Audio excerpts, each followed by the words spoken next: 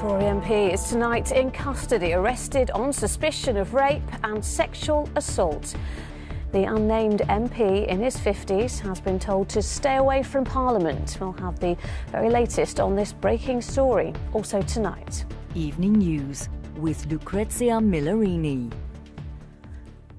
Good evening. A male Conservative MP has tonight been told to stay away from the House of Commons after being arrested on suspicion of rape and sexual assault. The unnamed man is also said to be suspected of other offences, including abuse of a position of trust. It comes as wider concerns about the behaviour of MPs is under the spotlight. Our political reporter, Shihab Khan. To events in Ukraine now, where more than 260 of its fighters have been evacuated from a steelworks in Mariupol, where they've been making a last stand. They've been taken to Russian-controlled territory, and the injured are being treated in hospital. They've been described as heroes who changed the course of the war by Ukraine's government. But it now means Russian forces have control of the key southern port city. From Ukraine, Rachel Younger has the latest. Well, Rachel is in Kyiv tonight. And Rachel, how will this affect the course of the war? Well, it's here, as fuel prices continue to rise on UK petrol forecourts, a leading motoring group says retailers have increased their margins. The RAC says that means March's cut in fuel duty hasn't had the benefit government promised. Our consumer editor Chris Choi reports on growing calls for independent checks to ensure fair petrol pricing. Well, there were more alarming signs today of how the UK economy is facing unprecedented pressure. For the first time on record, there are fewer unemployed people than job vacancies. In March, there were just under 1.2 million people out of work, the lowest unemployment rate since 1974. And by April, the number of job vacancies had risen to a record 1.35 million, but wages are not keeping up with rising inflation. In real terms, they fell by 1.9% in the 12 months to March. Well, our economics editor Joel Hills is outside. The founder of neo-Nazi group National Action has been found guilty of continuing to be a member of the banned organisation. Alex Davies was described in court as the biggest Nazi of the lot. The 27-year-old, who's from Swansea, is now facing a lengthy jail term. This report from our Wales reporter Rhys Williams contains some of his offensive gestures. The family of a 3-year-old boy who was killed in a dog attack in Rochdale have described him as a happy, kind and caring little boy who was loved by all who knew him. It was the turn of former England captain Wayne Rooney today to give evidence in the so-called Wagatha Christie case. Taking the stand in defence of his wife Colleen, Wayne made some stinging claims about Rebecca Vardy. He recalled how England manager Roy Hodgson asked him to have a word with Jamie Vardy to tell his wife to calm down during Euro 2016. Well, outside court, Jamie Vardy branded that as nonsense. Martha Fairley on another dramatic day. There's plenty more to come on the ITV Evening News, including Radiant in Yellow. We are back after this short break.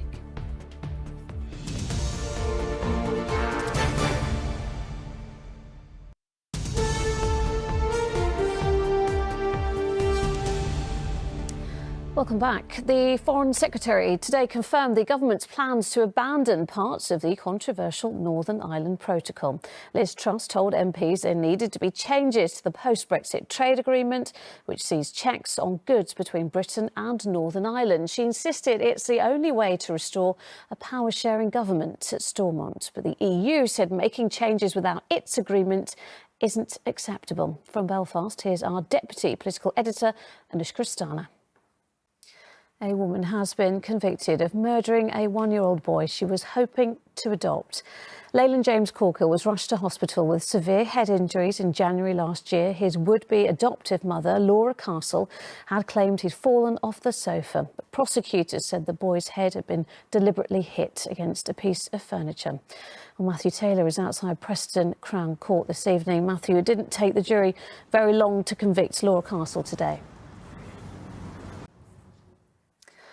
The Queen gave a new train line named in her honour the Royal Seal of Approval today. The Elizabeth Line, or Crossrail as it was known during construction, has finally been completed. The Queen formally opened the £20 billion line at Paddington Station in London, and as Neil Connery reports, her attendance was a last-minute surprise.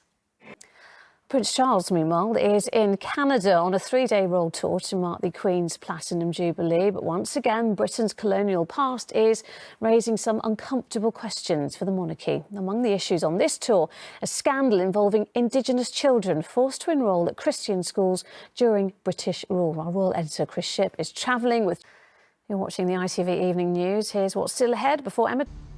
But first, the heartbroken family of a teenager who took her own life have told ITV News about their campaign to encourage young people to talk about their feelings. 14-year-old Kezia Mason, who was from Jersey, died in March. Following the tragedy, her older brother Ben set up a fundraising page to support the work of teenage mental health charities. And Kezia's parents, Esther and Rob, are raising awareness of what help is out there. Well, they spoke to our reporter, Richard Palmer, about the pain of losing Kezia and their hope that no other family will go through what they have.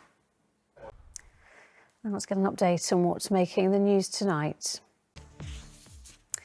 Next tonight, the groundbreaking and influential work of writer and actor Kay Mellor will remembered today following her death at the age of 71. In a career spanning more than 30 years, she wrote hits such as Fat Friends and Bands of Gold. Along the way, she turned many unknown actors into stars. James Corden paid tribute, saying Kay had changed his life, and Ruth Jones said her brilliance lay in seeing the extraordinary in the day-to-day. Ellie Pitts looks back on her life. An estimated 100,000 Rangers fans are expected to descend on the Spanish city Seville as their team prepares for its first European final for 14 years. Rangers take on Eintracht Frankfurt tomorrow night. Our Scotland reporter Louise Scott is outside the stadium. And Louise, what's the atmosphere like? Olympic cycling stars Jason and Laura Kenny swapped the lycra for something much more formal today as they received a knighthood and damehood. They received the honour from Prince William at Windsor Castle. It was yet another award for the couple, who have an incredible 12 gold medals between them. Sergio Carrier reports.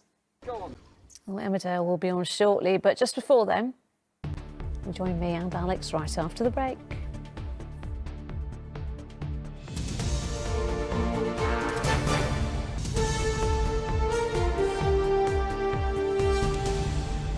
Hello again, welcome back. Well, today was officially the UK's warmest day of the year so far, but it wasn't wall-to-wall sunshine for everyone.